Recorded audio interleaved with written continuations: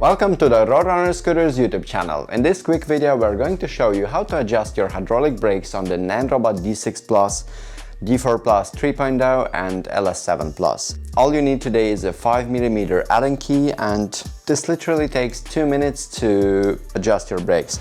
You all know this sound when your brakes are rubbing, so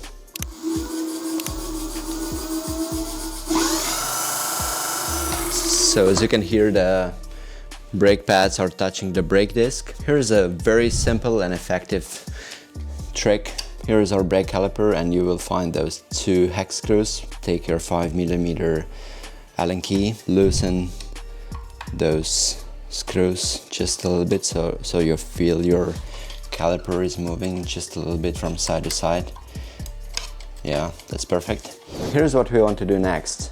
You squeeze your brake lever a couple of times and hold it. Just hold it. Take your 5mm Allen key and make those 2 hex screws really tight. And now let's test the brakes.